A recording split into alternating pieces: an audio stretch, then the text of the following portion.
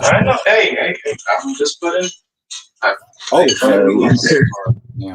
should be live. Yes. All right, guys. The broadcast is about to start in 30. See you guys in a few.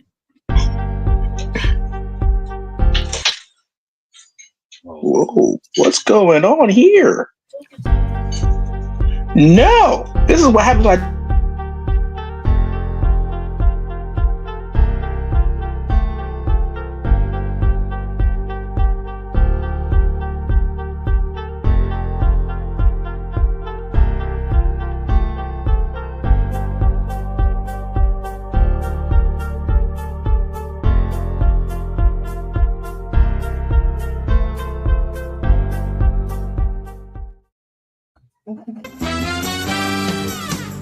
We're brothers, we're happy and we're singing and we're colored. Give me a high five. All right, cut and print. Beautiful, guys. Dynamite. That is. Yeah, we're off to a bad start this week. Not on Black History Month. Not on Black. Not on the month. Not on the month that the white people gave us the shortest month of the year, where we start the show off crazy.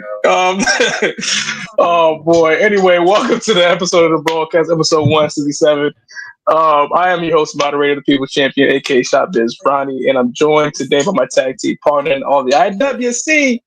His tagline today is Yeet Mania. We'll definitely talk about Jey Uso, aka Queens, May, Grizz, aka Grizzly Rules. And today we're joined by our guest.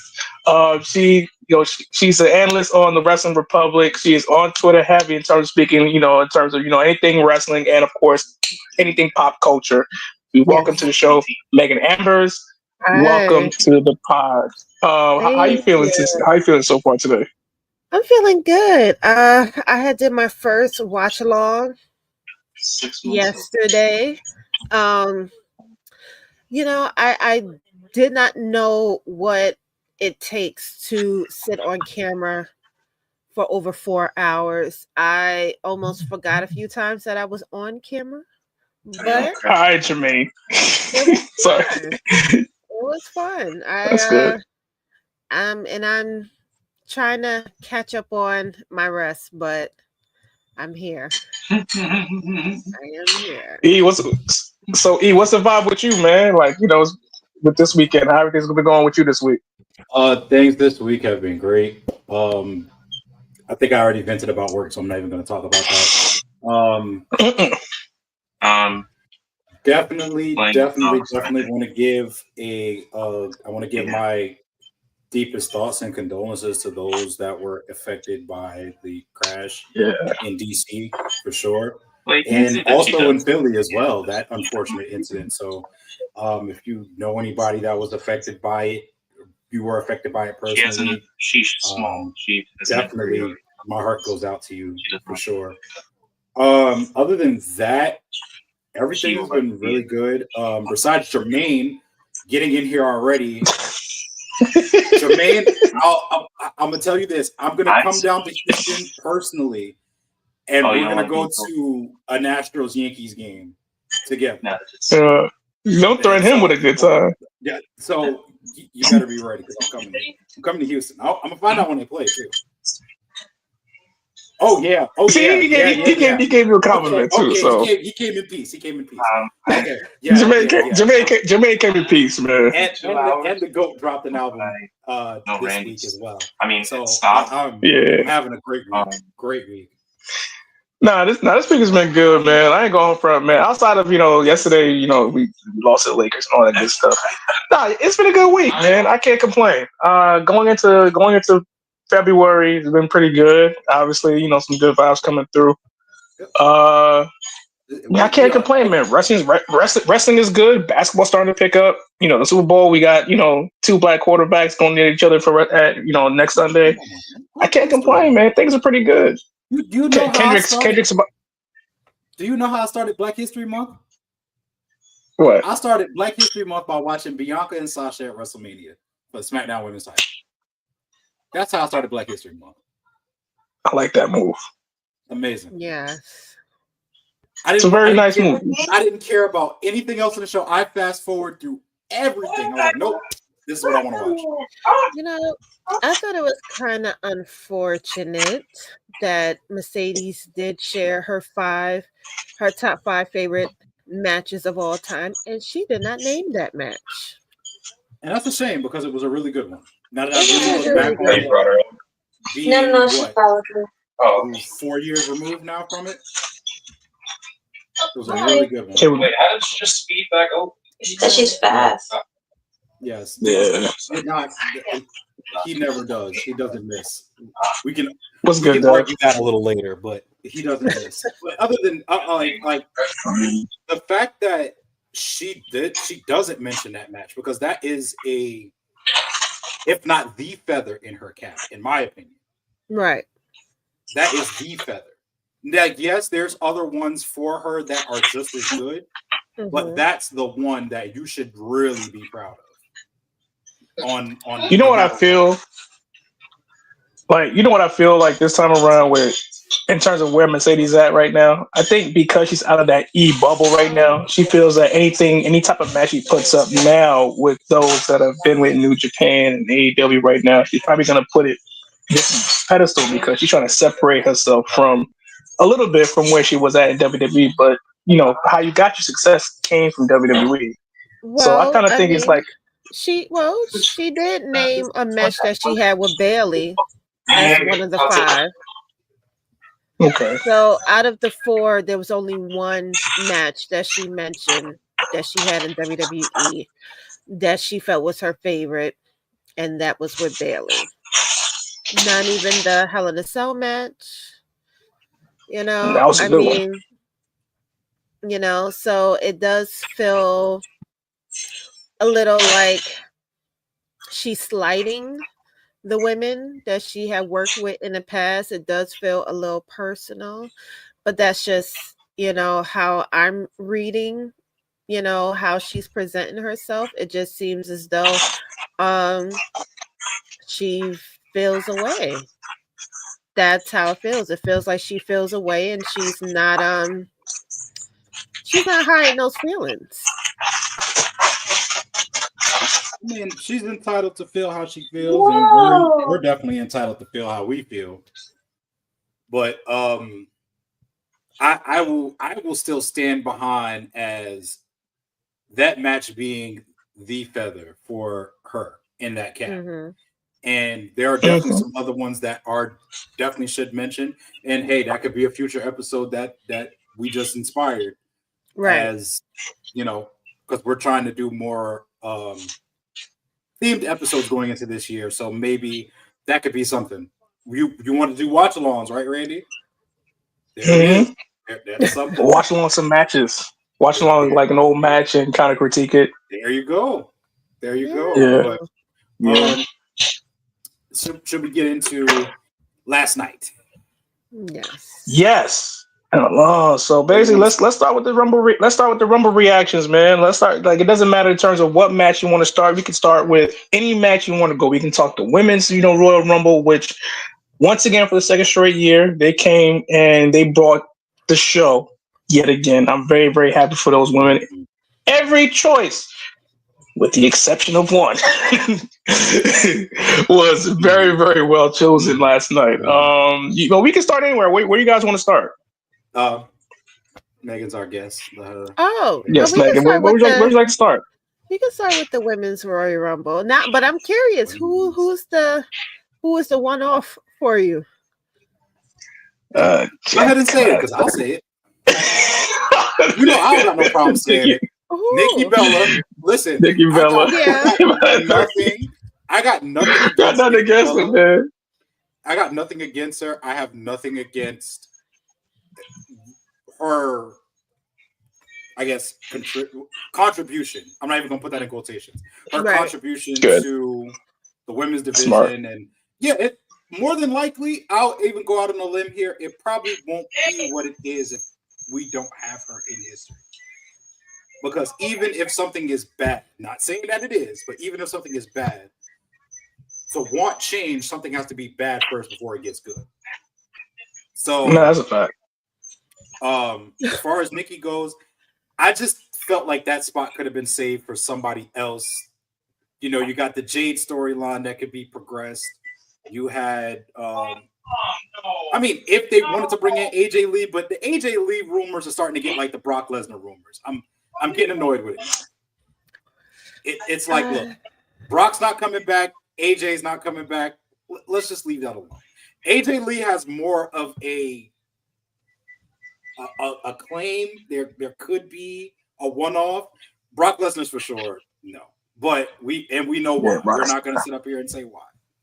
Right. But AJ Lee has more of a claim to come back than Brock does. But I'm starting to lean towards that too. Like, just let her enjoy retirement. She's perfectly fine where she's at. But the winner. Let's get into the winner.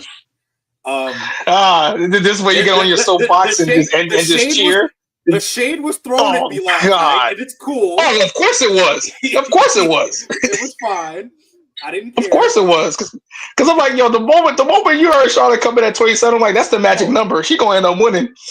I was sitting here saying, why isn't anyone holding the rope open for her? I was being very bougie.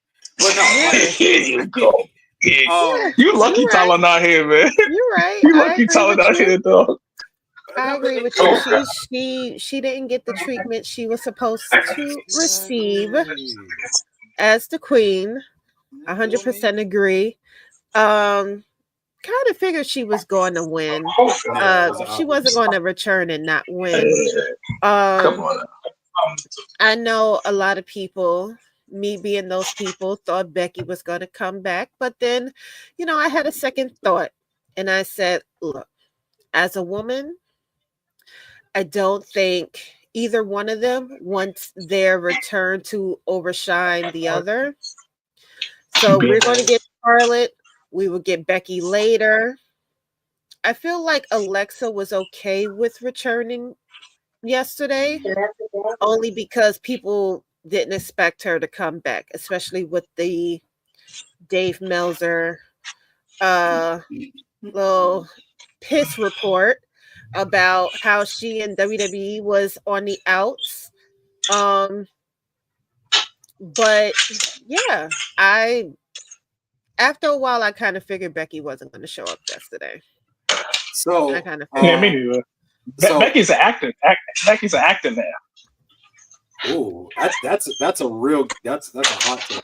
Hold on. We getting there. We listen, man. We just started the show, man. We just started. We didn't talk about some moments actually in the Rumble. I will say, Alexa Bliss coming out was crazy. That was the shock. I ain't gonna I had some chills when she came out.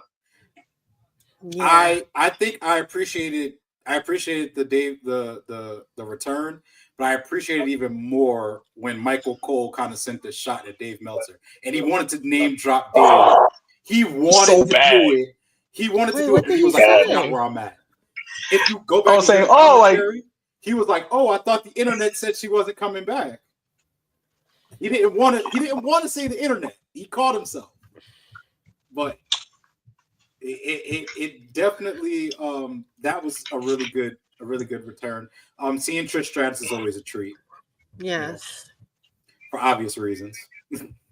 Nia Jax is always a treat. Nia Jax, I will always sit here and say this. Nia Jax has been the most improved person that has came back to this company. This has been her year, man. Tremendously in the ring. Right.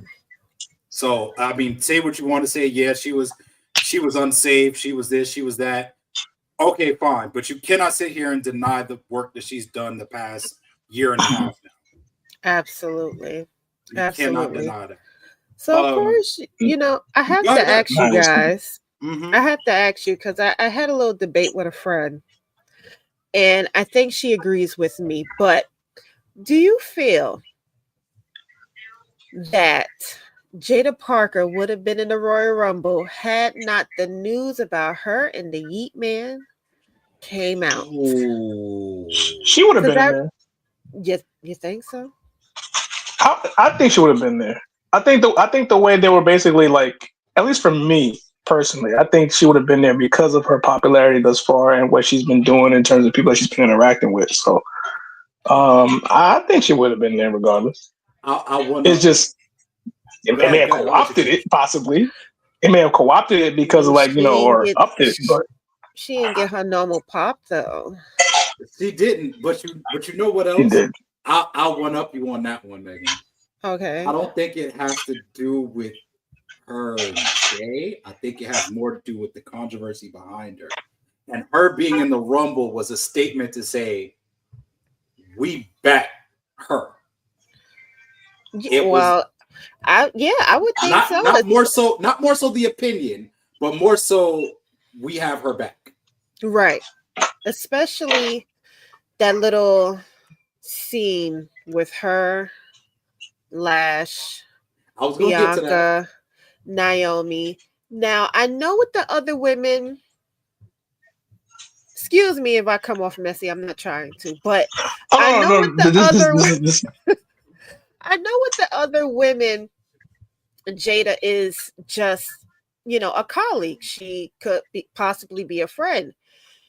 But Naomi is different because Naomi is married to Jay's brother. So she is familiar with Jay's wife. And maybe for that moment, she had to put whatever personal feelings she had on hold because she had to be a colleague. But I thought that was interesting. Yeah, listen, your guess on that situation is as good as mine. I don't say it. I don't know. As a former member of the IFF, I fucked up. As a former member of the IFF, I don't know. I've been there, done that. I'm a changed man, but I don't know nothing about that. Right. But the moment you did bring up though, because I wanted to, Charlotte winning was cool, but the real MVP of this to me was Chelsea Green. Yes. Chelsea Green's comedic timing, dare I say, was on the same timing as R-Truth. Yeah. I would definitely give her the look. She's my favorite girl. She was my choice for the United States Championship. I feel like Chelsea deserves all the flowers that she gets. That walk was smooth as hell, though. That walk was smooth as hell when she fixed her hair and she walked right into that little circle and she just knew she was supposed to be there and stuff, and they had to regulate on her real quick. I don't like that they turned her into a meme. I don't like that. I mean, it's funny because it's like, okay, we in Black History Month. There's 4 black women in the ring all talking, and they're like, when that one person brings the potato salad with the raisins, and you just see everybody beating up Chelsea Green. And it's just like, that's exactly what the moment felt like. Hell no, Karen, you keep your raisins and potato salad to yourself. It did, but I enjoyed her. I enjoyed. I would have. Okay, so I guess I'll pose that question. Is there somebody that you felt like you wanted to see personally? Outside of AJ Lee, outside of Becky? Just Jade, more so because I wanted to see that storyline go off. Yes. Other than that, it was pretty much just Jade.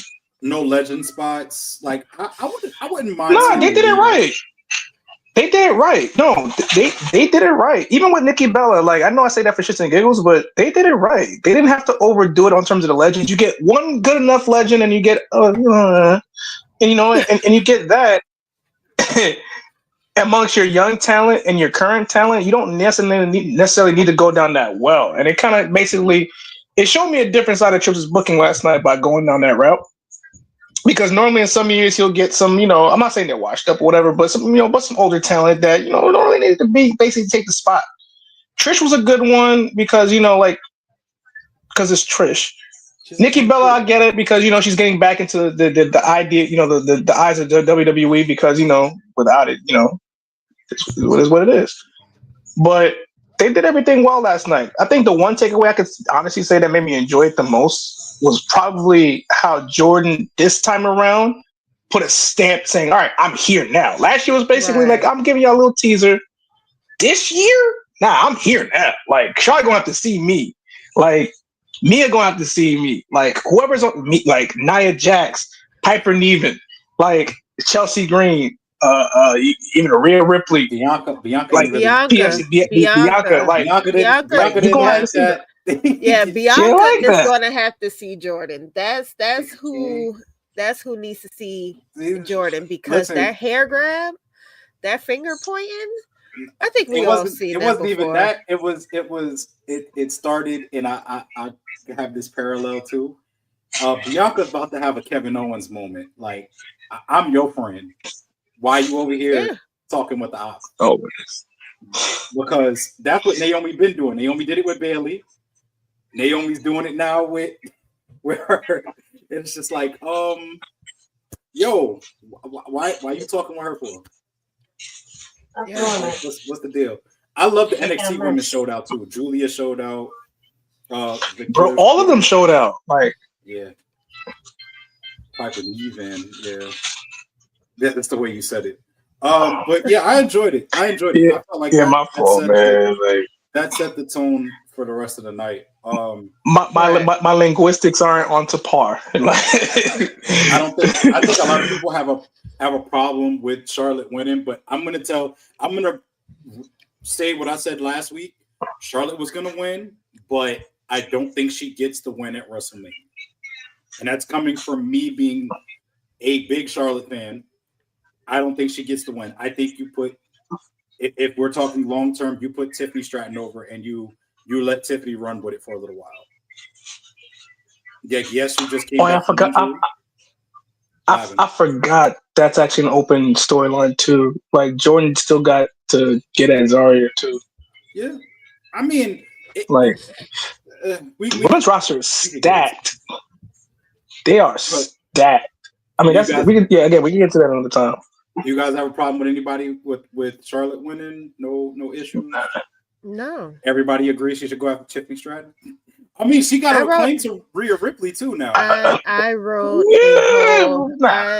I wrote a whole article about Charlotte possibly passing the torch to Tiffany. So I think the WrestleMania match is already in the works. I would actually be thoroughly surprised if Charlotte doesn't win now. I'm a little nervous. When I wrote the article, I wrote it with the idea of Charlotte losing.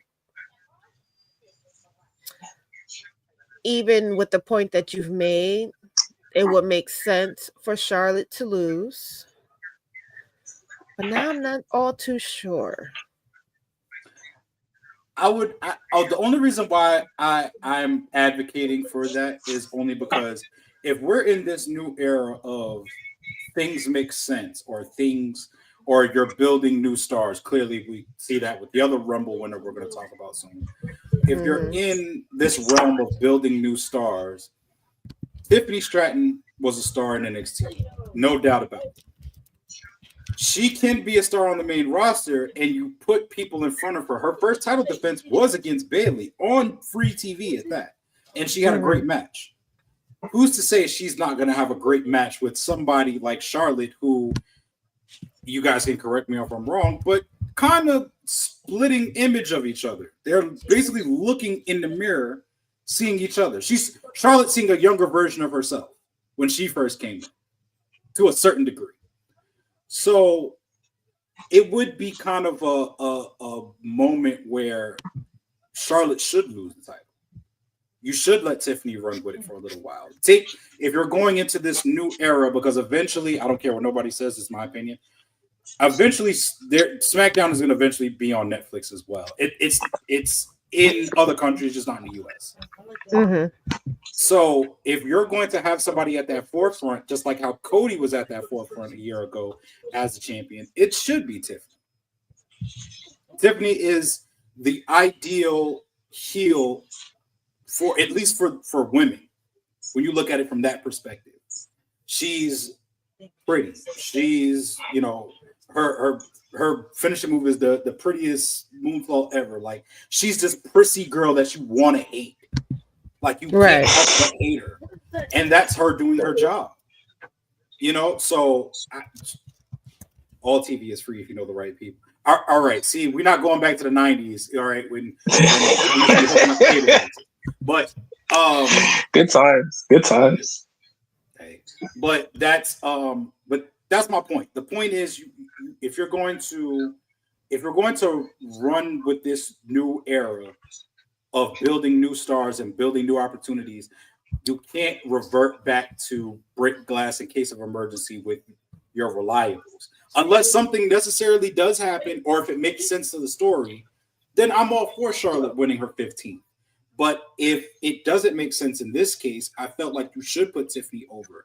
And then you build a storyline from there. You build something where she lost to Rhea already at WrestleMania. She didn't compete last year because of injury. Now she loses to Tiffany. You start a whole storyline from there. And then there's other people that she still has to revisit. She still hasn't faced Bianca yet. And that's why I had Bianca picked for this match, my second pick, because I wanted her and Bianca eventually for this title, even if it was at SummerSlam. She still has to revisit things with Becky because that's like a real personal beef. And we're gonna, yeah. She still got to revisit some things with Becky.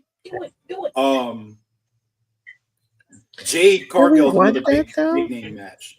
Do we want That's what I'm saying? though? Like, we don't want Charlotte and Becky Becky again. We don't want Charlotte and Becky, but I'm saying just to close the door on certain things, like because just to tie up loose ends, because you can't really, in my opinion, you can't sit up here and start something new with someone if you don't close the door on something. Her and Jade Cargill was the big money match from the time Jade walked in the door between her and Bianca.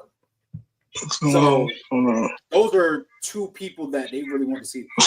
I would love to see that too. I'm not even gonna lie to you. I would love to see that would be good because she could probably do the Cena role and saying like have an open challenge and whoever wants to. I wouldn't even want her to play the Cena role, but you could create a different character. She's there now. When you're right, she's there now. When you're right, you're right. I'm not even gonna sit up here and say that. But I think Tiffany should go over and Tiffany should run with the title. That's just my opinion. Then I agree. Megan, any last thoughts before we move on? Listen, the difference between Charlotte and Tiffany, sad to say, because I'm a big Charlotte fan too. There's only but so many years left on Charlotte's career. Whereas Tiffany is not even, she'll be around for a long time.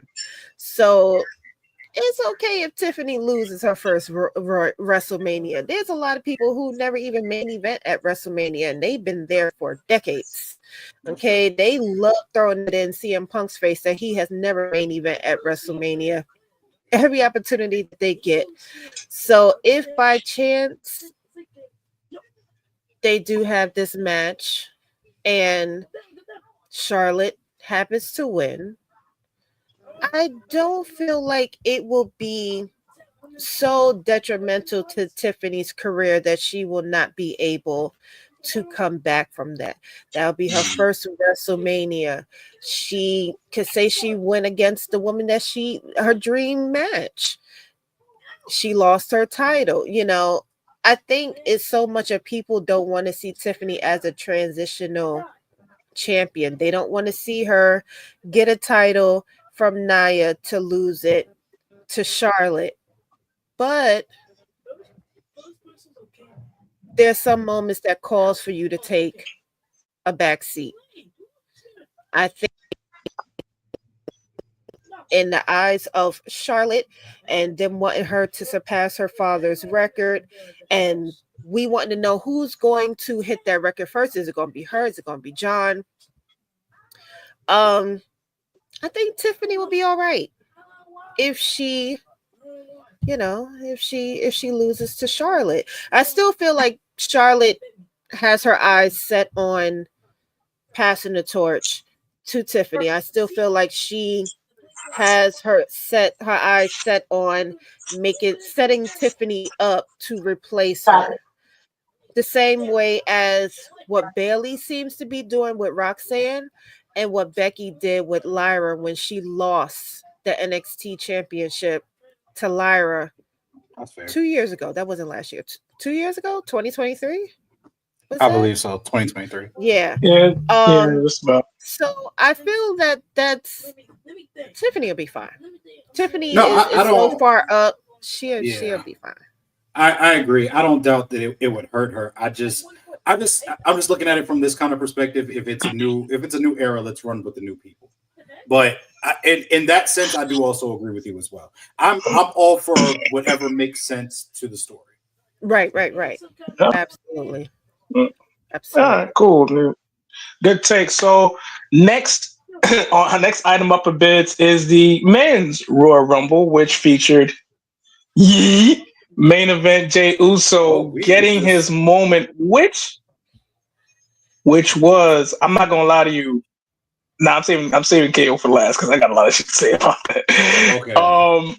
No nah, tag match. but I ain't gonna lie. I went to the bathroom. The only thing I saw the Street Profits come out. That's the only thing I really want. All right, Eric. Since you want to talk about the tag match, let's talk about the tag match. Since you was in the bathroom, I was not present for it. I'm not even gonna lie to you. You hear that Motor City Machine Guns? You hear that DIY? You hear that Street Profits when you came back and ruined it? No.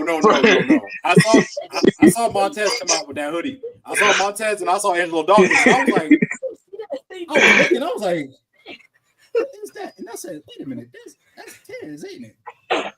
I was looking. Oh my God. A situation where it makes sense to the story. Montez and Angelo felt like they were cut in line by Motor City Machine Guns. So guess what? They were. If we can't have these titles, you can't have these titles. Plain and simple. On the first day of Black History Month, it felt damn good. Oh, I was about to say that. To see these two black men top down the four white trees, I thought that was it made us feel proud. That's why I said that's the only thing I want to say. It was a proud moment for us. But yeah, I also love that. I don't know if it was breaking the fourth wall, but I did enjoy that they spoke out against the dirt sheets. Montez on his Instagram, Dawkins on his Twitter. I guess, without being so direct, it is a big FU to these websites because, a lot of the times these websites was ruining surprises. You knew who was in town, you knew who was going to be in matches. Like they took that sense of the element of surprise away from us. The same things that we used to enjoy as kids. And I feel like with the Royal Rumble, for the first time, it felt like a child watching it again. And you can't stop the sites, you can't stop them, but what you can do, which is what I feel like they have been doing lately, is I will feed you like the game. One lie, two truths, or two lies and one truth. And I'm gonna allow you to share these stories because you're all fighting to be the first one to break these stories. You won't know if it's true or not until it comes out. So instead of you messing with our money, we're going to use you the way we want to use you, and we're going to allow you to feed your audience whatever we feed you, and then we're going to, what really is supposed to take place is going to take place. So the fact that you had Dawkins seen with crutches, oh, he's injured, he's not going to be in a Royal Rumble, this, that, and the third, and then you see him come out with those said crutches and used it on the guys in the match. Yeah, I think that was a big FU to those websites, to let them know, like, you don't determine what is shared, we determine what you're going to share. I agree. 100%. To the comment that said the tag match cook, I don't know, because No. To be fair, it was a good match. Okay, well, I'd like a request from you, my kind sir. Can you give me prime time real quick? Because I didn't care. Ain't nobody care. That was just my personal opinion last night. I was tired of seeing this match. If I can get prime time, I'd appreciate it. That's exactly how I felt. Ain't nobody care. Ain't nobody care. I'm sorry. Now, to everybody else, y'all probably enjoyed this. We've seen it too much on SmackDown. Mhm. At least in my opinion. I've seen it too much. It was cool. I get it. 2 out of 3 falls. The one thing I will, they nodded a lot to TNA throughout the night. They nodded a lot. Listen, They didn't nod, but I would say they kind of, when you go to church, you see that one person you really don't like at church, you kind of just wave at them. They kind of just wave to AEW a little bit. Hey, we see you. Look at him. Why he got that hat on like that? Yeah. You know how many people been waiting to see? I might swerve in that corner. Whoa. I'll be a tweaker then. I'll be a tweaker. Hey. This is my show. This is my opinion. This is my show, my opinion. So if you new to come in here, I say random outlandish things all the time. So no. No, this is true. This is true. This is nothing new. I'm not saying I don't care about Motor City Machine Guns. I'm not saying I don't care about DIY. Right. It just didn't do nothing for me. Fail. The other variant was good. See, that's fan from Severn. He's from Severn. He's not from Baltimore. He's from Severn. Gotta get it right. But I mean, listen, I appreciated the call on commentary. I appreciated it. I'll even go back and watch the match today. And if I'm wrong, I'm wrong. But honestly, like I said, I'm gonna stick to my opinion. That's your twin after all, because he said he didn't care about the match either. Ball with beards unite. That's what I'm talking about. Oh boy, the only thing missing between y'all is a bottle of Crown. You know what I'm saying? Put up the code up. You know what I'm saying? That's the only thing that's missing. Yeah. Hey, listen. I'm and I don't disagree with that, because you know what progressed that story for me. What progressed the story for me was the Street Profits. Now, Randy, you predicted last week that Pretty Deadly was going to be the ones to come out. I thought so too. I predicted Pretty Deadly because they've been having a little thing with them. That would have been a nice tidbit too, because Pretty Deadly also had a run-in with Street Profits. So that would have been nice to see both of those teams. It all connects. Right, it all connects.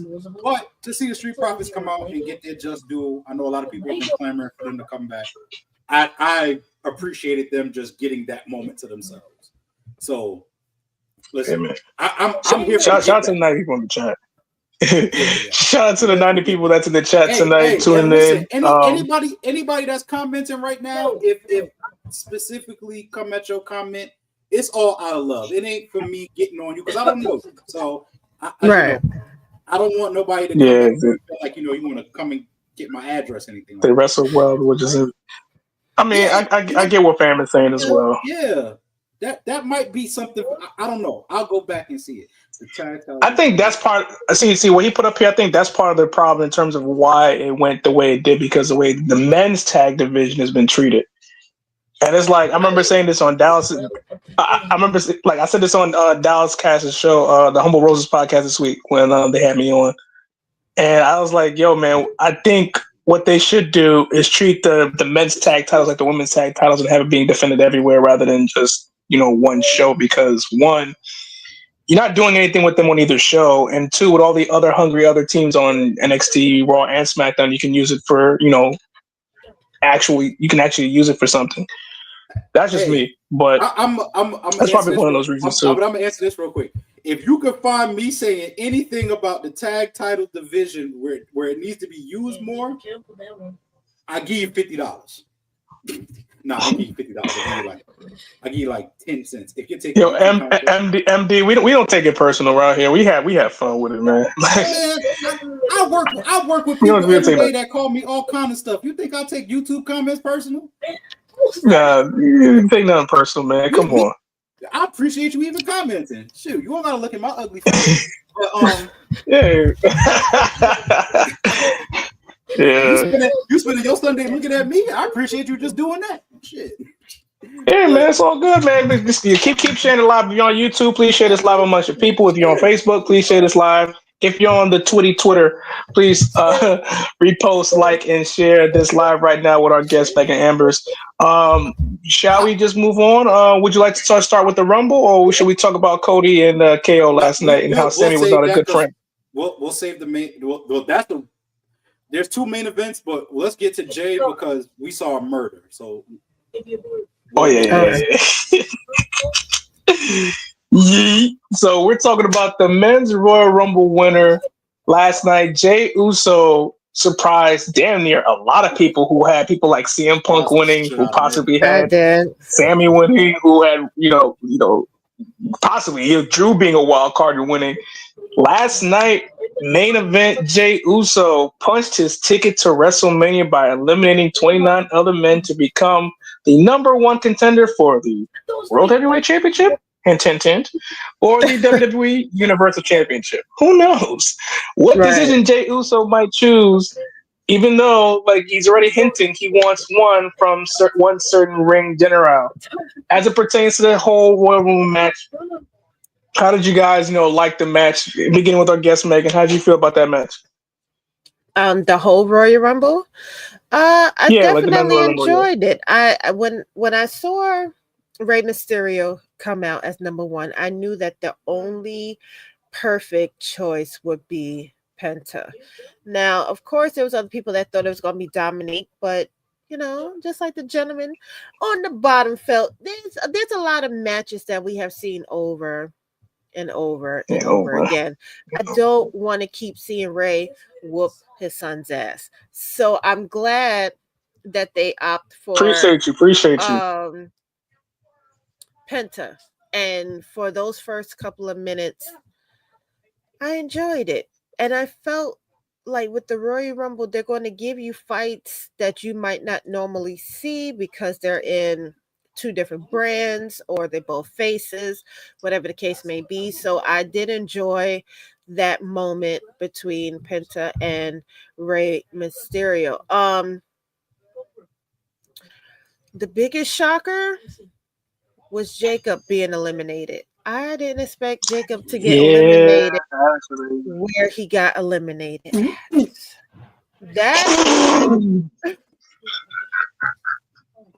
Why? Yeah, I be saying some wild stuff on here. Why this comment? Oh my God. See, Megan, this is what normally happens. This is what normally happens on the show, and I was trying to keep it clean and serene when you came on, but yeah. I got something for that comment, but I'll wait. Shout out to G Circus because every week. And MD, man, thank you for the subscription, man. Continue, Megan. But I'm sorry. Definitely, I thought that was a shocker. I didn't expect him to get eliminated. Of course, the next biggest surprise, I think, I don't even remember the order, but Joe showing up despite people thinking that he wasn't going to be there because he's scheduled to be on the Chris Jericho cruise. I said, no, he's doing his second day at the convention. He'll be there. And sure enough, he was there. I think it broke my heart that they let Logan Paul eliminate CM Punk. Yeah. I thought that was disgusting. CM Punk didn't deserve that. He did not deserve that. Yeah. He didn't deserve all that. Not by him. Anybody else but him. So anybody. Okay. Shuffle boy shoes. It's crazy. So here's the thing, right? And I'm gonna put my face back on the camera with this one. My personal opinion, and y'all can get at me on the comments. The first half of this Rumble, well, I'm not gonna say the first half. The I'd say probably about the first 10, 12 minutes of this Rumble lost me immediately. Not even gonna hold it. I appreciated I wanted Joe Hendry to be number one because I thought they were gonna get the full entrance. That would have been cool. I appreciate him coming out when he did. That's fine. I just predicted that would be number one. Ray being number one, Penta being number two. I was cool with it. It also acknowledges the simple fact of the matter. Lucha Underground, after all these years, is still alive and well.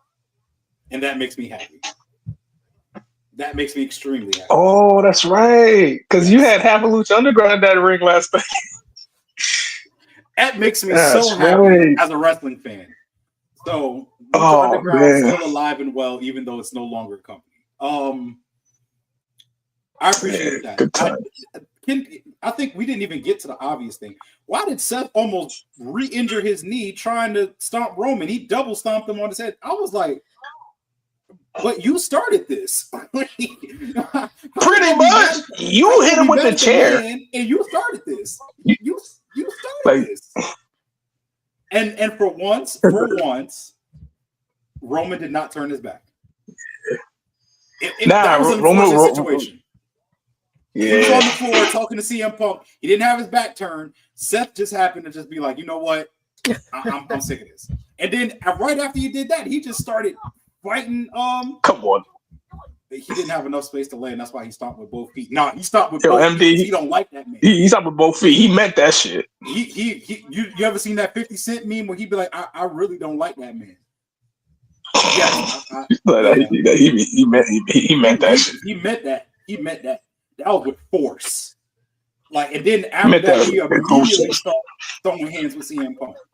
I agree with you, Megan. I didn't like Logan Paul eliminating CM Punk. Right. I thought Logan Paul was going to eliminate John Cena. But that's what I thought. That's what I thought. That's the Vince way of thinking, and I have to get out of that. That's a Vince way of thinking. Nah, it's a fact. At one point, I did feel like the final two was definitely going to be John and Logan. So, did I suspect Jay to win? Oh, no, I didn't. I did not expect him to win. Now, I was still happy that he won. He deserved it. And I hope that he goes on to WrestleMania and take the title. I think everybody's assuming that he's going to take the title from Gunther, so no one feels that he will lose the title. Gunther will lose the title between now and WrestleMania. I ain't gonna lie, because I don't think I don't. Go ahead. I'm sorry. Hulk Logan is crazy. I was gonna say he is not in Black History Month. Yeah, not during this month. Hell no. Logan should have won. No. So come on, Smooth. This is my. I would, just for the chaos, I would love to see Jay go after Cody because Cody just can't get rid of Samoans in his life. And the crazy part about it is if he ends up beating Cody for the title, would that make Roman? Just for the chaos. Just for the chaos. It doesn't even have to make sense to me. I just want to see the chaos. I see where you're going. Look. Once we get to it, you already see last night Cody kind of snapped, and that's been everybody's whole. What's good, thing. Kyle? We miss you, dog. That's been everybody's whole thing lately. Everybody's been giving these heel turns, and they've been going off the deep end. So Cody losing to Jay would push him off the deep end, but that's just for the chaos. For what makes sense and for a good story, I think it would be good. I mean, not saying that him and Cody wouldn't be a good story either. I'm not gonna lie, my heart was jumping out of my chest for like the last 5 minutes of this match. Especially when I saw both of them out on the apron and I saw the super kick, and then I seen Cena lifting him for the A. I was like, oh, this is over. Because we already know. But then when I saw the reversal, I was like, wait a minute. The little push. Because that's all Jay did. Oh, he just It's pushed him. He That's just it. pushed him, And I was and just that was like, it. when I saw the reversal, he got back in the ring. I was like, wait a minute. I was like, this is about to happen. Yes, you pushed Cena. Listen, I appreciated it, and this is what I want to say. If you guys just give me a quick second, I'm gonna make it real quick. To the people on Twitter that's complaining, saying John Cena should have won, or this person should have won. I understand CM Punk. Cody. What? Right. Yo, you know what? You got to put an apostrophe between The J. Cody. If you really want to make it black, I know black Yeah, names, and you gotta, it's somewhere in there. You got to add a Q because you know black people love their Qs. Oh God! You got that's a fact. I call him Cordell. Cordell. Dusty. Add a Q in somewhere. Reynolds. Rhodes. Yes. See, okay. And you know what? I get that. That's a fair opinion. That's your opinion, and you can stick with your opinion. But I'm talking about to the people that are complaining to John Cena should have won, all this type of stuff. John Cena is a 16-time champion. He's carried this company for 2 decades. Bro, let the man relax. I know people want to see him get his 17th. I know people want to see all of this stuff. Like, look, exactly. The same people that are saying John Cena should have won are the same people that hated Brock Lesnar for being a part-timer. John even said it himself. I'm getting ready to get on a plane to go film a movie, and then I'm going to let my opponents talk about me and how I'm never here, and then I'm going to come back and win the Elimination Chamber. Now, let's all be logical here. I don't know about people in the comments, but there's 3 sensible human beings on the screen. Do we really feel like John Cena is going to win Elimination Chamber? Nah. I don't think so. Why do Jay versus Gunther as Saturday Night Main Event if you're going to do it at Mania? Because at the end of the day, yes, it teases at the end of the day. Why, if you're gonna put it like this, and Rocky went after the title and lost. Okay, so your argument is why watch Rocky 2 if he's gonna face the same guy? Of course, he wins the title in Rocky 2. My question is, so nobody remembers that Jay was announced to be in the Royal Rumble before his match with Gunther on Saturday night's main event? Because I do. And so it seems like people don't. So I kind of knew he wasn't going to win because he was already announced to be in the Royal Rumble. So no one remembers that? Because now they're saying that they've known since late part of last year that he was going to win the Royal Rumble. It's people with selective memory and selective hearing.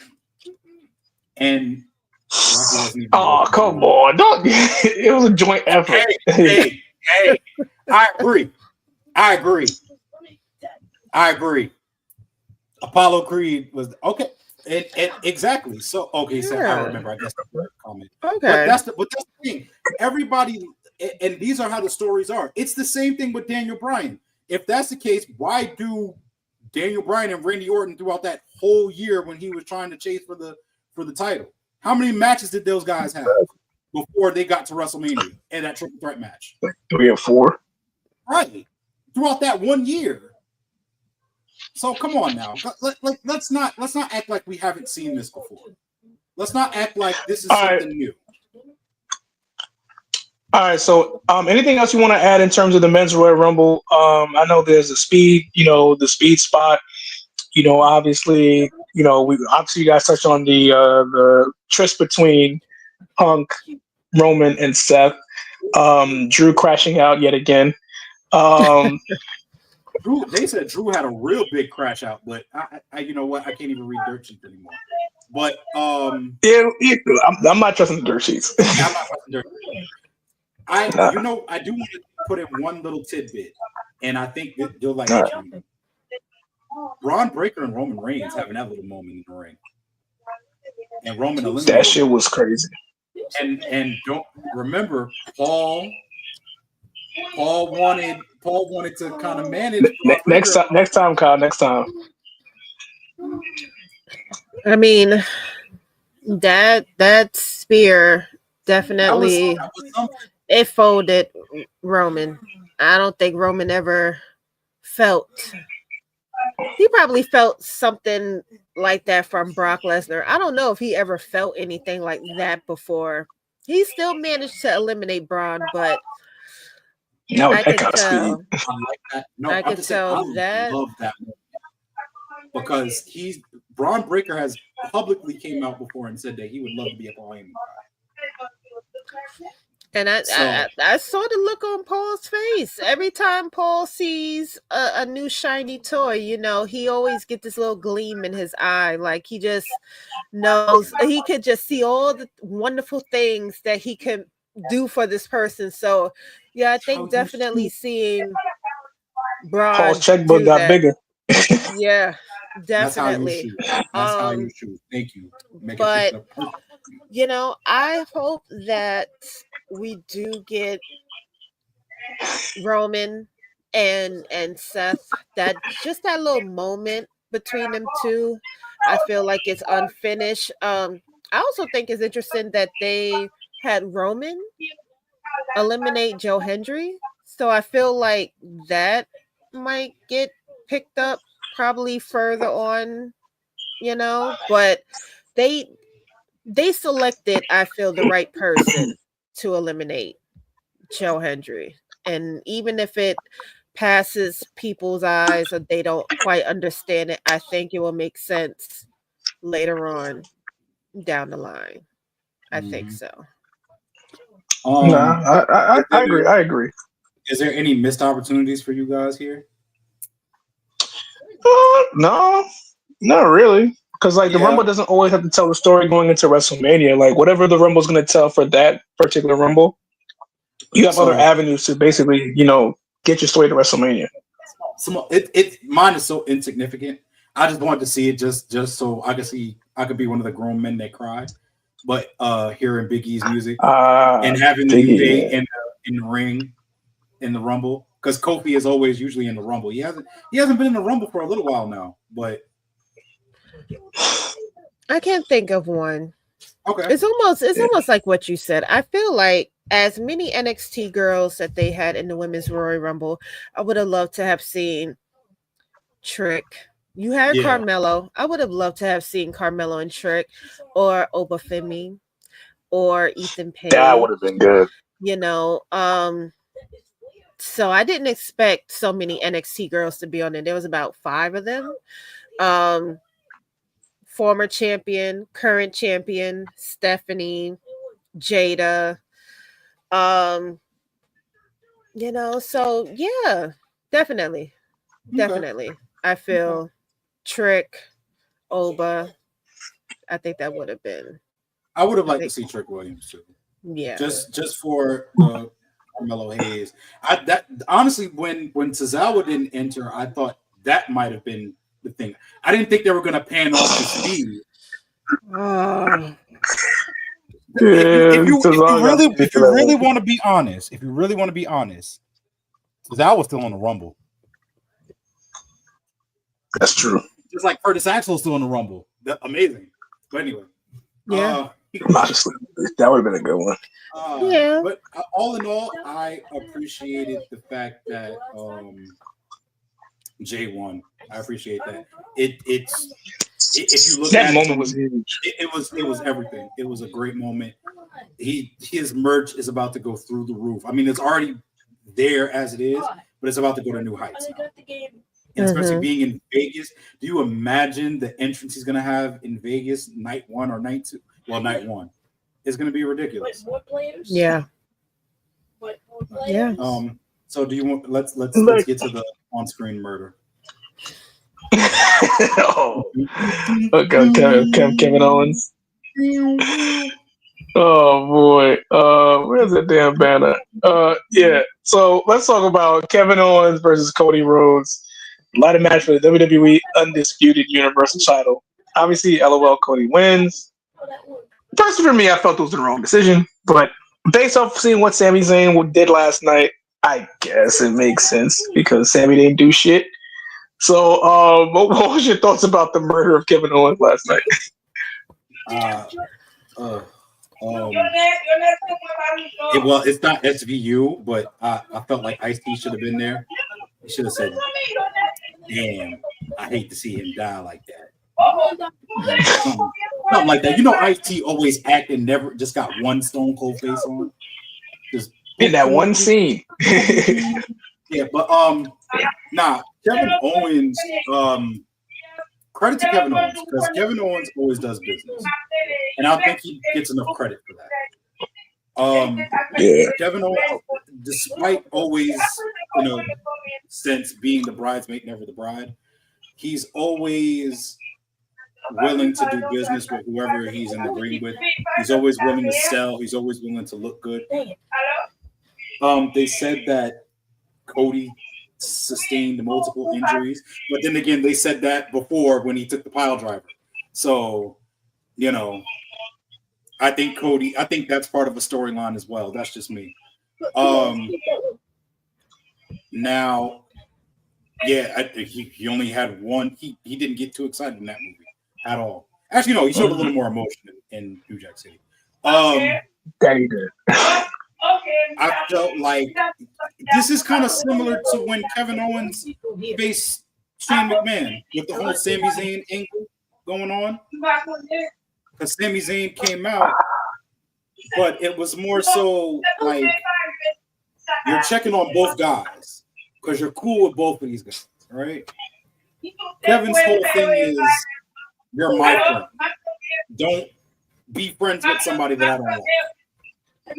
So are we going to get there's two avenues you can go down for Elimination Chamber. Are you going to get a Kevin Owens and Sami Zayn match where Kevin Owens basically is saying, nah, I ain't going for that. Like, you my best friend. And now I got to beat some respect into you. Or it's going to be Sami Zayn saying basically, I need to avenge my friend and go after this because I do want to be champion. That was his whole ordeal the past couple of weeks. And he goes after Cody. And it's in Canada, which they love to play up the hometown people. So it could go either way. The match itself, Kevin Owens isn't disappointing in any ladder matches. I mean, even going back to ROH. The man ladder match. Point blank period.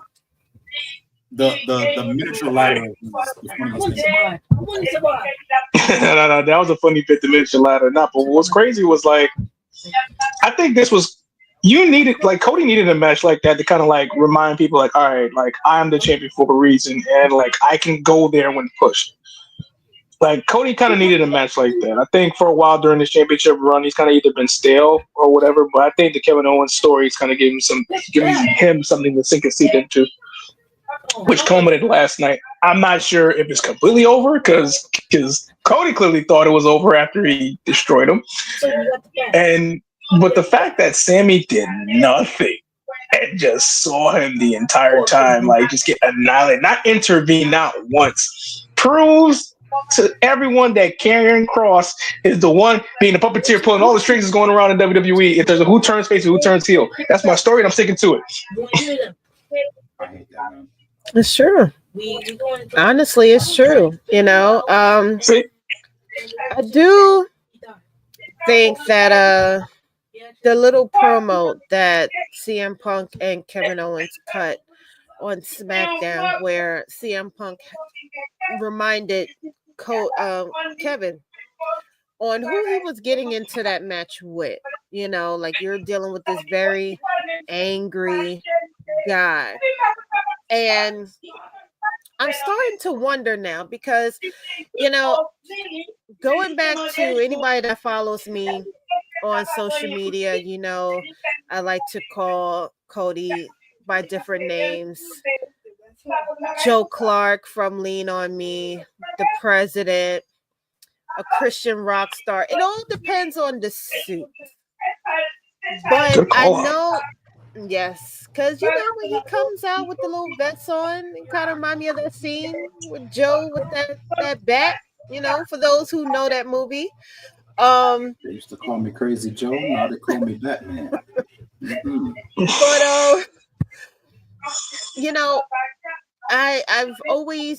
I'm starting to think now, what is the possibility that Cody was a better actor than people let on? He'd been acting like who he feels is supposed to be the face of WWE.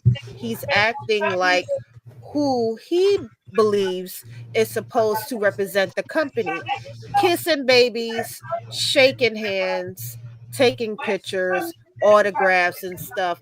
And I think that side of him, because Kevin always keeps mentioning there's the side to Cody. Yes, Joel Osteen, you get what I'm saying. There's a side to Cody that people either seem to have forgotten or they choose to ignore. We got to see what I feel was like the split between characters. The Monday when Cody and CM Punk had that promo. You see Cody was frazzled. He looked stressed. He looked tired. He didn't look like himself. CM Punk knew that, and he was telling him, I can see what's going on with you. You know, like this is becoming too much for you. But if there's one person that has been able to bring that out of him, it has been Kevin Owens. Now, I would love for Randy to come back. That's another one. I kind of thought Randy was going to come back yesterday. He didn't. But if there is one portrayal that will definitely push Cody completely off the edge, I think it would be Randy. I think Randy is that one person, that one final friend, the one who, like he said, taught him. Y'all must have forgot who I was friends with. Y'all must have forgot who taught me how to be that guy. Randy. I think if Randy was to come after Cody for that title, I think that would be that turn. That would be the final nail on the coffin. The final puzzle to the piece is Randy. So they might be holding off on that until he comes back. But in the meantime, you're still going to see layers of Cody fall off. But I also have to give credit to Carmelo for that little scene between Cody and Carmelo last year, when Carmelo was like, you know, it's about time someone, you know, tell him what's being said about him. So in the back of Cody's mind, I think he's starting to realize that he don't have no allies on top. He don't have no friends. They're all talking about him behind his back. They all plotting against him too, which is going to make him paranoid. Which we saw that with his promo with CM Punk. I'm your friend. Are you my friend? Really? You're going to start seeing those things. So big ups to those who wanted Cody to turn heel. I've been screaming at the rooftop for this for months now. I'm looking forward to it. Been saying it too. Yes. I think the belt. I think because I know people was trying to compare him and Roman, but I don't know. The parallels are starting to look a little similar now. What they said, how the belt changed Roman, is probably what is happening with Cody. That title is it corrupts people. We seen it with Roman. We're seeing it with Cody. Vaughn, why would you say that? He said, "Now you know what Black History Month feels like." Jesus Christ. So basically, what you're summing up as is Cody is a politician, which we already knew. Yes. That's why I call him Cody F. Kennedy. He's a Kennedy. He's gonna wine and dine you. He's more John F. than RF. Yeah, he'll tell you exactly what you need to hear to get what he wants. And you know Like, what? I'd appreciate that. It's like the ring and it is. I'm not gonna lie. It is. It is because like if it corrupted Roman and he lost it, and it's corrupting Cody now, then yeah, the heavy is ahead. That's why I like that story. Chaos. That's why I want the chaos of Jey Uso going after Cody. So Jay could be the bad guy? No. Nah. So Jacob could take it off of him. But you remember now, this is the reason why Jimmy said he interfered in Jay's match, because he saw what the title did to Roman and he didn't want the title to do that to his brother. And if you give Jay that title, it might happen. Long-term storytelling. I mean, Jimmy predicted it. That's not a bad idea though. It's still not a bad idea because this whole thing, everybody look at all the heels right now. All the heels have been pushed to a point of no return. Drew McIntyre, aka Link, Legends of Zelda, as Matt would put it. Yeah. Kevin Owens has been pushed to a point of no return. Sami Zayn looks like he's on that path now. Yeah. Seth Rollins is shown that he's on that path. So that's my boy. That's my boy. He always rooting me on. But I'm sorry, guys. I respect it. Listen. No. It's all good. It's all good. So all of these people have been pushed to a brink of no return. Why can't Cody be pushed to that point? He will be. Yeah. It just for the chaos, I say Jey Uso be that nail in the coffin. I don't mind Randy being that nail in the coffin. I really don't. I can see Randy leading up to it. Like if Jay decided to choose Cody, yeah, I feel like Cody might be he'll go beyond no return. Maybe Randy won't be so directly involved in it. Maybe he'll just be like that lingering support devil on the shoulder for Cody. Devil on the shoulder, talking in his ear. But all I'm saying is, if you give Jay the title, the prophecy is bound to fulfill itself. And I'm okay. Yeah. I'm okay with that. I'm okay with that. Cody not being a home letter allegations with that. He's not. I'd be okay with that. I'm just saying that's just me personally. But all in all, who was the last WWE champion who wasn't corrupted? Good question. AJ Styles, probably. No, he was corrupted. Nah, not his last one before Daniel Bryan took it. Oh no, you're right. Was Seth really corrupted when he had won the Workhorse title? No. Nah. It's more so the WWE Championship more than the World Heavyweight Championship. Okay. So anybody who's held that WWE Championship, so Roman, except for Gunther, Bray Wyatt, Braun Strowman. Braun got dipped into a lake, so I mean, take with it what you will. Yeah. Who had it before him? Well, it was Goldberg after that. Whatever.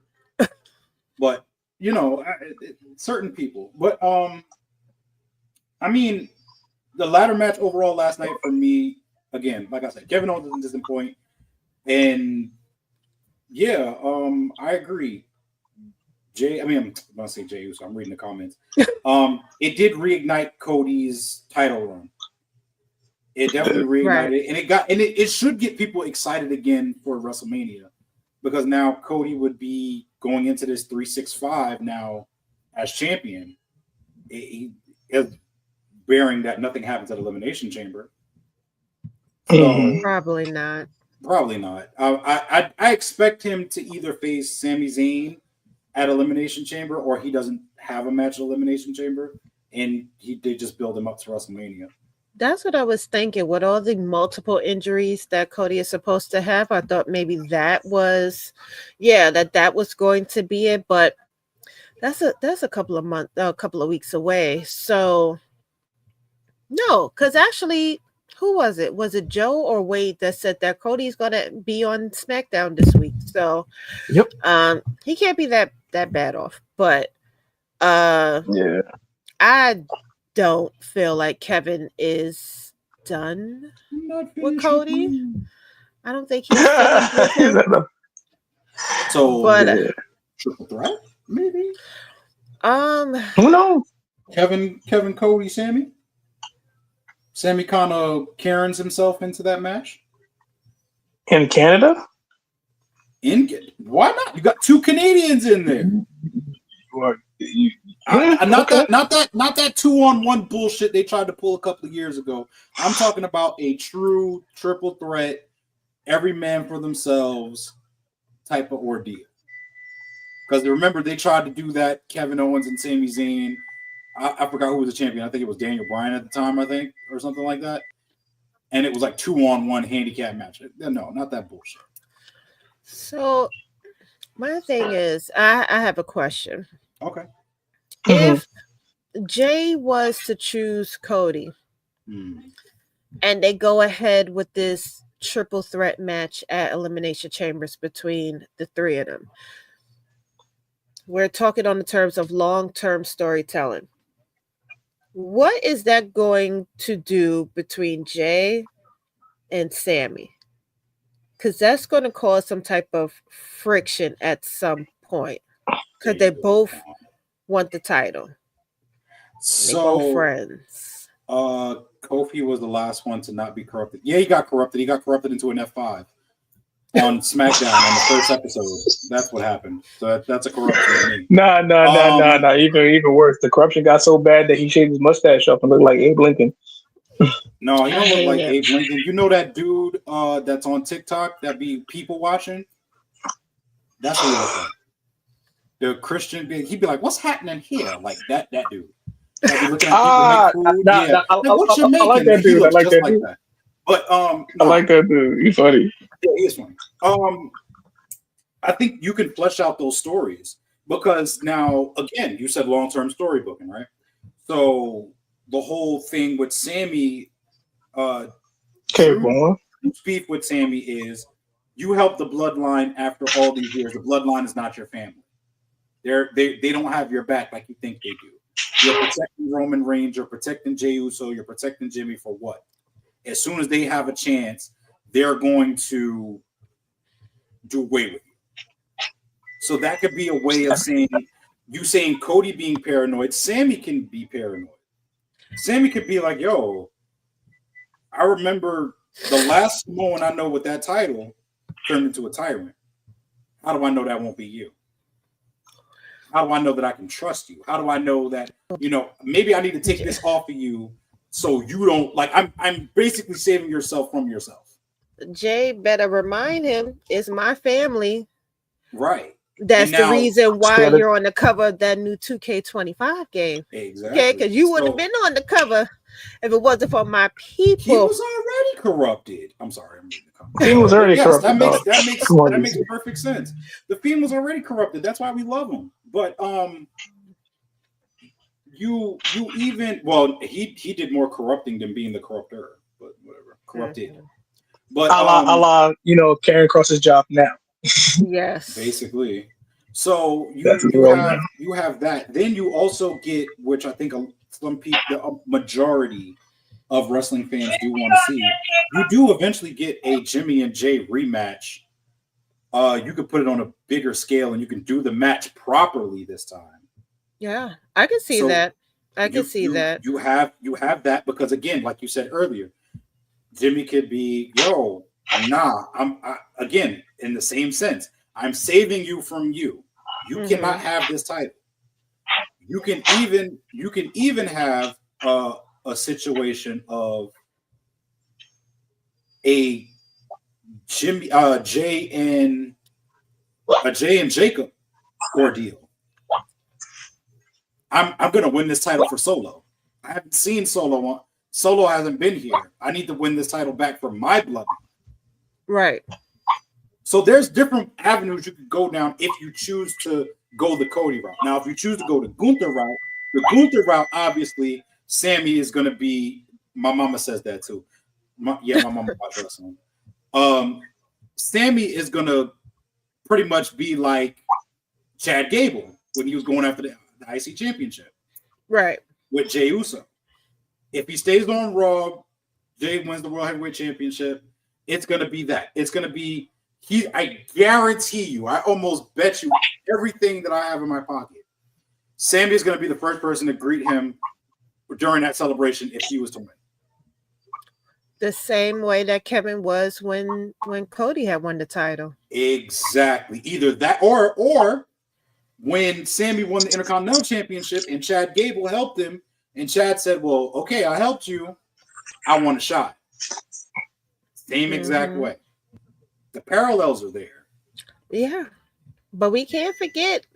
That's why I said we still can't forget all the glaring of the title that Randy did. I still feel like he's going to somehow play a role in it. I'm hoping that he's not the one that causes Cody the title, but that's one way of being direct without being direct, is to cause Cody to lose the title to someone like a Jey Uso, who apologized to him on the behalf of the bloodline. And Jey has been really the only one that was kind of spared by Randy when Randy had first returned. Because when Randy came, he wanted the heads of all the bloodline members, and Jey was the only one who made peace with him, and therefore Randy didn't go after him. So Randy's in a panic room right now. He's writing raps like Eminem did in Stan.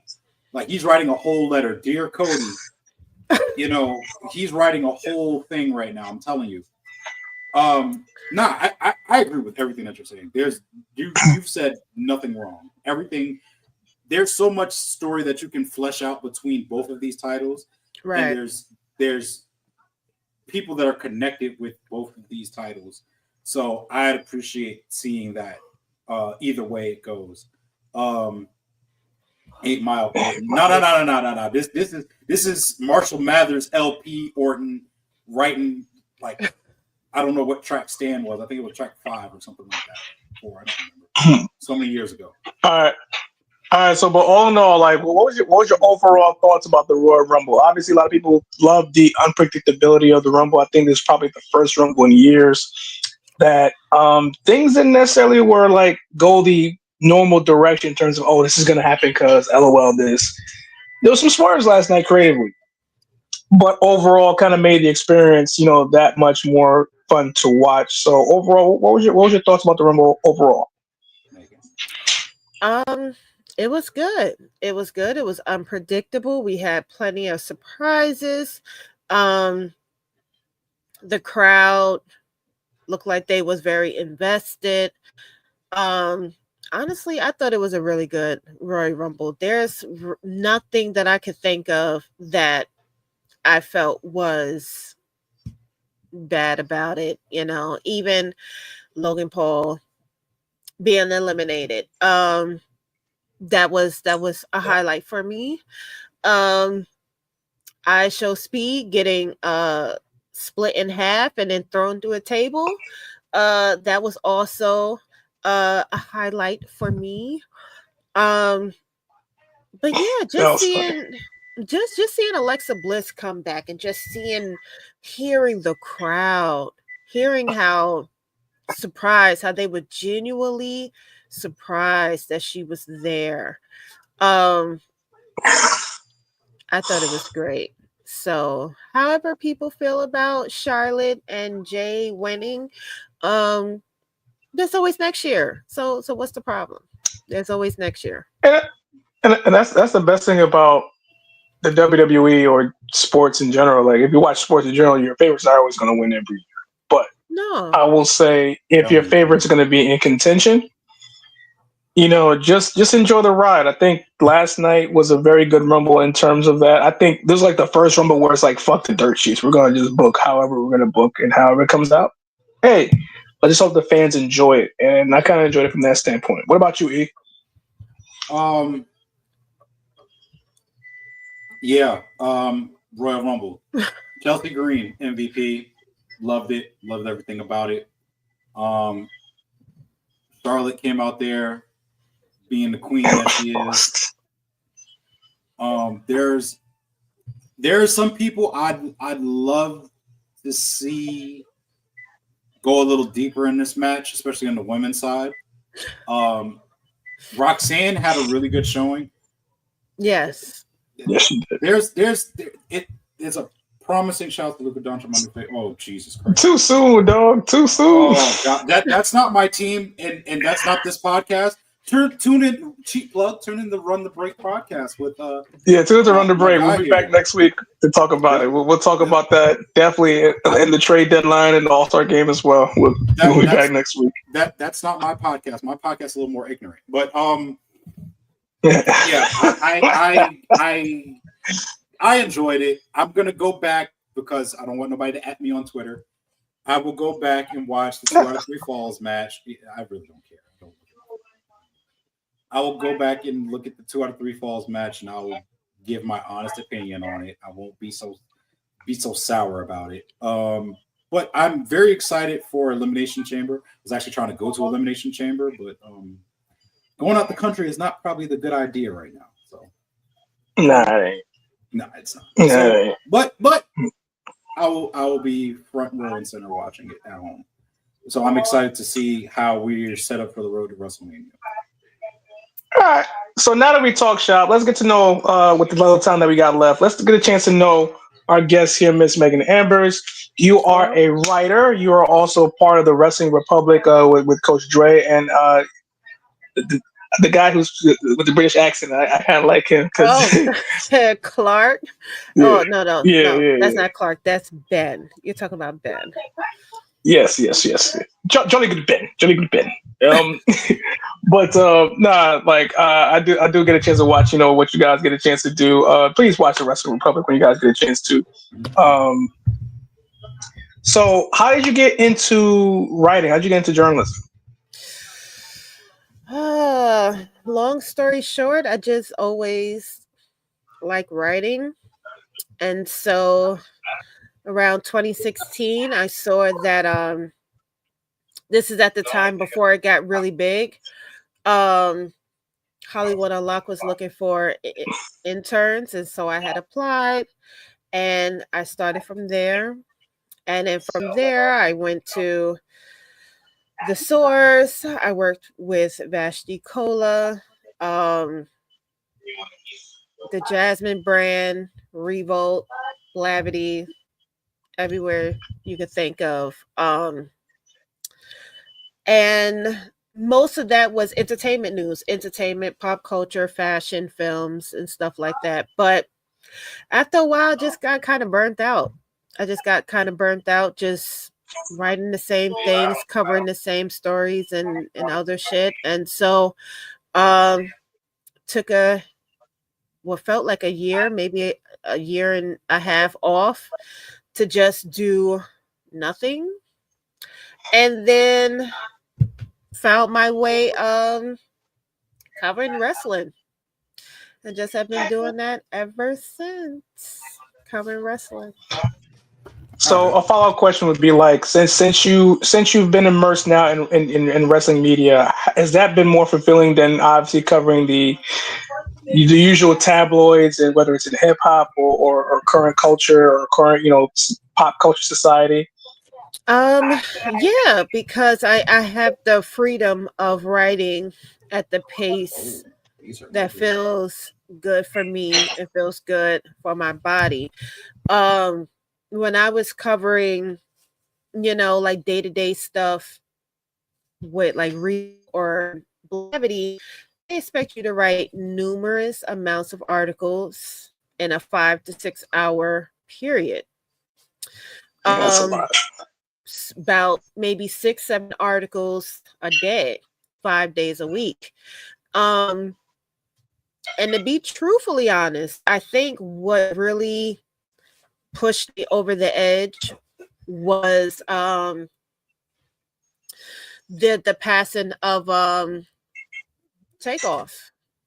The passing of Takeoff with Revo TV, they expect you to cover what's going on. We want to be the first. We want to be the ones that break the stories. We want to get those clicks. We want to get those shares. We want to get those likes. And it was like the day after his passing, every article had to be on Takeoff. Every article. So you was literally online combing through the news and writing these stories and trying to find an angle to it. And, it was just a lot. It was a lot to take in. Like, we didn't get a chance, even though we didn't know him personally, we didn't have that chance to mourn his passing before you was expected to get up and work and do what you were supposed to do. So I left just a few days after that. I said, look, I can't do this. I am tired. I can't do it. And just before that, I was covering the story about the school shooting in Texas with the little children, and I'm a mom. So it's like I'm covering these stories, and I have to read these stories, and and I have to look off to the side, and I see my son there, and what would I do, if my son was in that situation? It's a lot.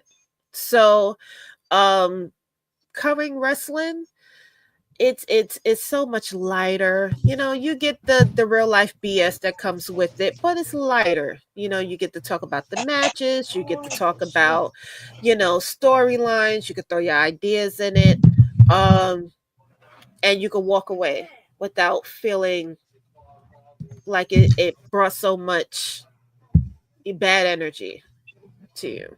So I respect it because it's like I kind of wanted to know, because the fact that you're so well versed within, doing articles within pop culture, the transition to writing wrestling based material. I just felt like, and basically by seeing, you now, I do see it does alleviate a lot of the stressors of writing content that's more so wrestling based compared to what's going on, like whatever rapper and whatever type thing in pop culture in general is going on. I do see it's more consuming because 6 to 7 articles a day based off either one or many topics. It's a lot. Yeah. It's definitely a lot. And if things tend to happen throughout the day, like for example, if I was covering a story about, I don't know, Fashion Week in Paris, and then the accident happened, the airplane accident happened, we will have to stop what we're doing, put out a little small article just with the main points in it, and we push it out. That's breaking news. And then we go back, and then we fill in whatever parts is missing. And a lot of the times you're off, 11 to 5, 10 to 6, whatever your time is. And then something like that happens, you get a text message. Look, something happens. I need you to stop what you're doing. Push out this article. You could be anywhere. And you have to stop what you're doing. Get on your phone, get on your tablet, your computer, write that article up. So that was another thing that I just didn't like. I didn't like feeling like my life revolved around that. The money was good. The money was good, but after a while, you want your peace, and you realize that the money doesn't equivalent to peace of mind. All right, so 10%. Outside of wrestling, what else interests you? Sci-fi movies. Sci-fi shows. I mean, like movies that really just leave you stuck at the end. Like the credits is rolling, and you're like, what did I just watch? So you're like a Jordan Peele, M. Night Shyamalan type of person. Christopher Nolan. like Okay. Inception, Tenet. I had just saw Tenet. I know he got a new movie coming out, Odyssey. I know that movie is going to be great. Um, just movies that really touches on quantum physics. I'm a big fan of science in that sense. Like Star Trek? I do not like Star Trek. And I have never No! seen Star Wars either. No, Yes. so you'll be all right with Star Wars. But Star Trek would definitely be up your alley. Interstellar's a good one, GC. I Yeah, respect it. Interstellar's a good one. I think more That's another so good of there was this show on Apple TV called Dark Matter, X That's a good one. Files. You know, like shows that kind of lean into those things, like is the Black aliens Mirror. real? Yeah. Yes. Yes, we got another season coming, so I'm ready for that as well. Nice. But yeah, just spending time with my son. He's getting to this age where he don't really want me around now. He want to do things on his own. You know, going out with my girlfriends, discovering new things in New York all the time. For all my life, is that a show or a movie? I don't know. I don't think it's so. a movie. I don't think I have. Could be wrong. But just and trying to go to more indie wrestling shows, you know. Oh, you're talking to the right guys. Look at that. Yes, I went to my first MLW show December. That was a good show. Went to my first GCW show last month. That was an even better show. But overall, yeah, I'm just a mom. Kind of boring. So there ain't nothing really too exciting that I do now. I'm getting to this point in life where, I just chill at home. Every once in a while you could drag me out, but most of the time, I'm just to myself. And the world's crazy. There's too much stuff happening in New York. Y'all know, because y'all here. It's too much going on out here. So I just feel safe at home. I wouldn't know. It's a lot. Oh yeah, they see he's a transplant. If he moved back, he'd be a transplant at this point. I'll be a Southern too, because I've been looking at places in North Carolina. So I'm hoping that by the end of this year, not next year. If you want something, if New York traffic, Raleigh. If you want a New York feel, Charlotte. That's all I got to say. Charlotte's a really good city. Fayetteville, they're a little too ghetto there. Yeah, Fayetteville. Yeah, they are. They're a little too ghetto there. And Lumberton is people who chew tobacco. So. 10K, like the beginning part of South Carolina ain't bad either. 10K. I'm in the middle of everything. I'm in the middle of nowhere. I might as well be Courage the Cowardly Dog. Yeah, but that's good. Like, in terms of like your journalistic career and how like doing wrestling media kind of definitely gives you much more of a purpose and much better headspace in terms of doing content and doing what you're good at. Like, it's definitely good to be in a position where like you get a chance to basically do what you like and not necessarily have to go through the stressors of the other bullshit that comes with it. Yeah, because I mean, I'm just a writer that writes online. I think of the reporters that have to deal with these things face to face. I'm thinking of like the journalists, the journalist photographers who gets to travel to these different places, and they, just to see the things up close. And report it up close. I know it's far worse than anything that I've gone through. But some people thrive off of it. Some people want to be the next Jason Lee. Some people want to be the next Tasha K, but after a while you get tired of being in everybody's business, After a while, you just get tired of being in everybody's business. You stop caring. Yeah. I don't want to write an article about Cardi B piercing her butt. I don't want to write about that. But I still got to come up with 400 words because everybody's talking about it on Twitter. I got one for you. So, 2 out of 3. I don't know about you, but 2 out of 3 of us here are anime buffs. So, is that something that you're into? Are you like a heavy like anime person, or that's just not your thing? What was the point of that piercing? I'm not sure. Man. I was about to say, did we freeze? I'm like, yeah, I thought like, did we freeze? Oh no, I think we lost our guest. I think we did freeze. That's crazy. Like you can see me moving. Whoever said, yeah, I can see you. Whoever said Clemson, don't go to Clemson. No. The only anime I'm into is Tina Turner. Yo, you and MD and GC are basically twins. You guys are carrying the YouTube comments, and I highly appreciate that. I love y'all for that. Thank you for doing that. It appears we lost our guest currently right now. Yeah, hopefully wait until she gets back. Yeah. We'll just sit here.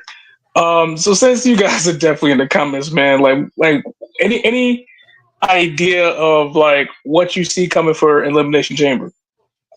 Sami Zayn, being a Karen. Drew McIntyre screwing over Sami Zayn. Sami Zayn being a Karen. Drew McIntyre basically being a Karen to the Karen, and Cody being Homelander. That's it. And 4, Seth crashing out going into the chamber because he ain't going to WrestleMania. Seth just throwing a whole fit. No, Sammy's gonna be a Karen in Target. He's gonna be that person that wants to see the manager that wears Oakley shades. He said, Drew. All right, since you was in the comment, Ray, because you had a comment about the match that you booked. Motherfucker. Shout out to Ray, man. That match. Respect that. You motherfucker. That's a very good match you booked. Boy.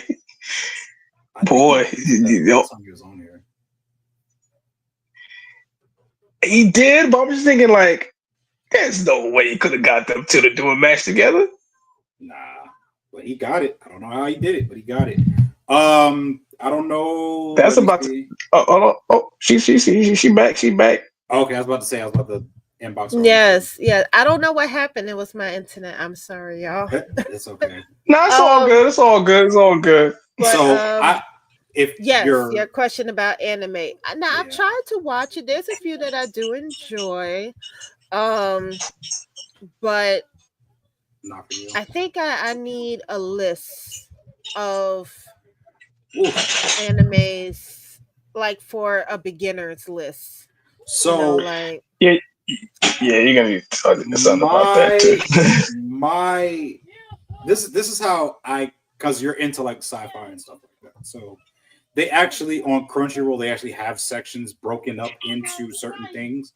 So like action, adventure, horror, sports, sci-fi. So you could if you could actually just literally just Google sci-fi anime and things will pop up that you'll be able to see.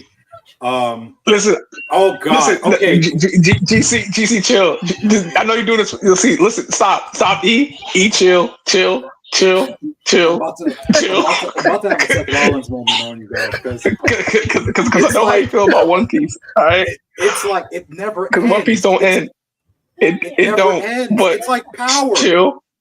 I love Power, but it never ends. We gotta have an ending sometime.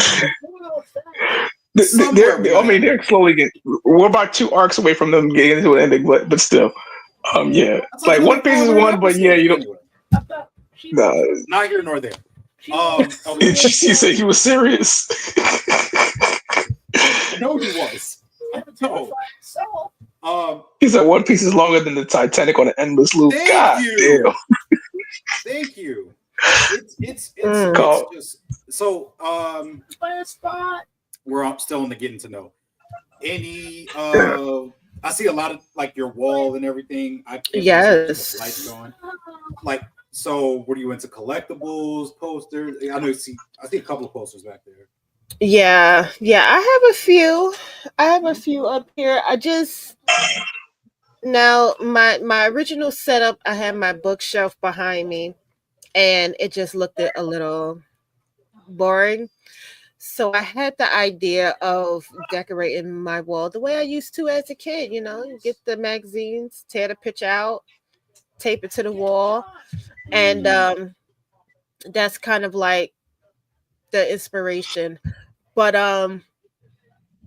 honestly, no, I don't collect, which is funny that you asked because I brought that up to someone. I said, do you feel like as a wrestling content creator you have to collect? Because most people you see, they have belts behind them, they have autographs, they have pictures. You know, I have a friend, he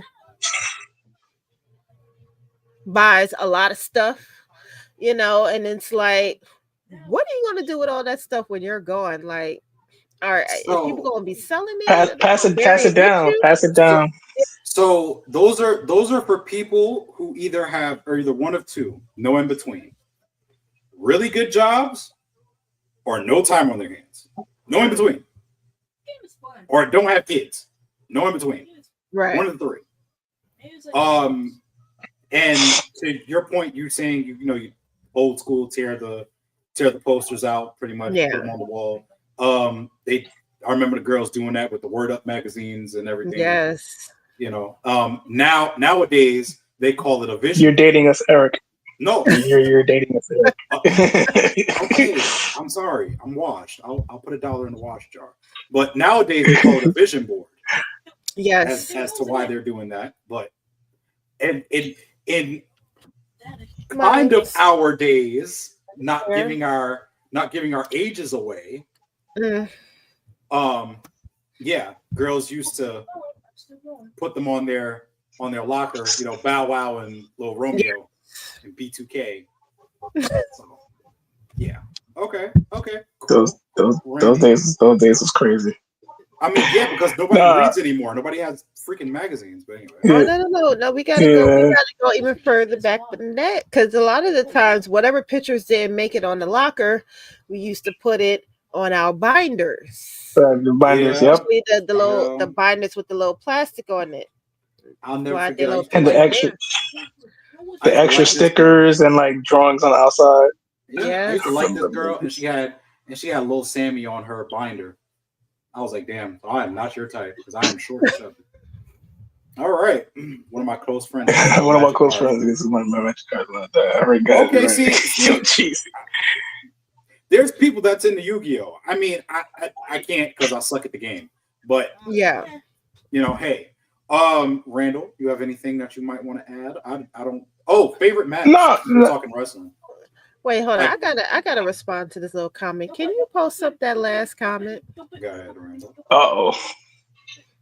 Okay. First of all, it was never Raspy. It was always Little Fizz, all the time. Always Little Fizz. Light skins.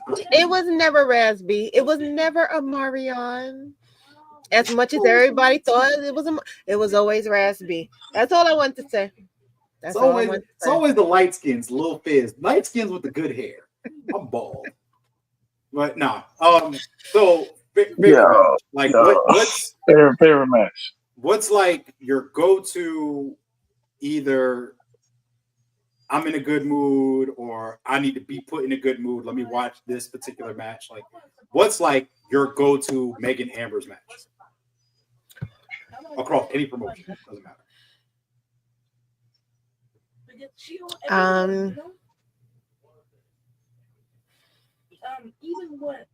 Honestly, any matches with Bianca. I mean, just getting the opportunity to like chop it up with her for a couple of minutes last year meeting her and Jade at the same time. It just, you know, I don't know about other people because, you know, like the internet gives us the opportunity to talk to a lot of our favorite people if they are one of those kind of people online. But you have the opportunity to talk to them. But it's just to see her in person, it kind of kills the delusion that she's not real. And you can see her and you can talk to her, and you know, you could crack a joke and she'll laugh or whatever. You could just tell she's like overall just a really good person. And so just getting that opportunity to talk to her, you know, it that's what makes me enjoy her matches even more. And even though I'm a little older than her by a smidgen, not by much, you know, I can understand why the little girls get excited when they see her. It's like how it was seeing Lita or Trish Stratus, even Stephanie when I was their age. So even though I didn't get the opportunity to meet them at that young age, just meeting her kind of set me back a little bit to that younger Megan. So definitely just any of her matches. But if I had to choose one specifically, I would say the WrestleMania 40, where her and Jade and Naomi and the three of them just coming out looking good, you know, and whooping tail. That was a Definitely moment that for match. real. That was a moment. That was a That moment. I feel like she just she does everything in her power to make sure that all her entrance on WrestleMania is memorable. But for that particular one, it wasn't just her. It was the three of them. And it just looked so good seeing them three together. And I'm gonna hate it when them three go at each other's throats because I know when Jade comes back, she coming for the both of them. But at least we still have that memory of them two, of them three, when they did get along. Yeah, we'll always have Philly, I guess, when it comes to Yeah. that particular moment. Y'all got Philly. I got Atlanta. I saw the three of them open up Bad Blood in person. Oh yeah. That was when they had all red on. Oh, see, some people so lucky. Good times. Good times. Good stuff. I had to go to my unk mode. Like, let me tell you something. Megan, it has been a wonderful opportunity to get a chance to sit down finally and get a chance to talk to you because you've been, you know, more of the real good people on Twitter that we get a chance to interact with and obviously, you know, joke around. And I know today's episode not much hijinks, but at the same time, just get a good nice sit down, you know, get a chance to kind of just talk and basically get a chance to know more people within our community, even though now we're into Black History Month and whatnot. Felt that it's important to kind of bring people on and just kind of have a good vibe and get a chance to kind of a good conversation. Yes. You know, talk about the Rumble and, you know, get a chance to know you. And so those in the comments who have been lighting up the chat stage, I thank you and appreciate you guys, especially GC, because he's here every week lighting us up. But for those who are new to you and for those who do know you, can you tell, you know, those in terms of what you got going on and where to basically find you? Well, you can find me on Twitter at I am Megan Ambers. You can also find me on Instagram at Megan Ambers. I do have a podcast that's called If I May Speak Candidly. I'm trying to get to 100 subscribers, y'all. So if y'all could just do me a solid and just hit the subscribe button, it will do me some justice. After this, I am going to record, hopefully, this week's episode. There's a lot to talk about, but yeah, you know, when I'm not on other people's podcasts, I'm really trying to push my own. I'm a little bit more free spirited on there. So I'm not as calm and as nice as I am here. Y'all really get to hear my mouth over there. So please go and check that out. And hopefully I'll be starting the column of the same name. The podcast stems from the column because I just wanted to be able to talk about what was going on without the restrictions, because there is restrictions when you're writing under other people. You know, you don't want to mess up their partnerships or whatever, you know, stuff that they have with these promotions. So I created the column to speak as candidly as I wanted, and you know, learn that people don't like reading too much. You know, you want to get their attention, you got to get in front of a camera, and that's where the podcast came along. So please definitely check that out. And yeah, mainly I'm on Twitter though, so y'all can find me on there all the time. Yes. Megan, thank you. Much pleasure to you for joining us and being our first guest at Black History Month, and kick off the month, even though there's a little bit of technical difficulties on my part, but this was a very good opportunity to have a good sit down. Normally we have the shenanigans with Ty and Matt in the room, but I guess we kind of conducted the room a little pretty good, even though GC almost kind of broke us a couple times. But it's all good. But before we go, Big E, we ain't got to keep it PG, but do you have a match of the week? Oh, of course, all the time, man, all the time. Y'all want to get extreme? Y'all want to go ECW? Sabu versus Cactus Jack, Hostile City Showdown, June 24th, 1994. Yeah. Oh damn! You went back. Go watch that. Go. Y'all want you went back in your Rolodex. You want to see Sabu basically be Evil Knievel? Go ahead and go watch that. Y'all, for y'all bloodthirsty people. And y'all know Mick Foley, he don't care. He lost an ear for this. So yeah, he did. go watch that. All right, man. Oh man, that about does it for this week's episode, man.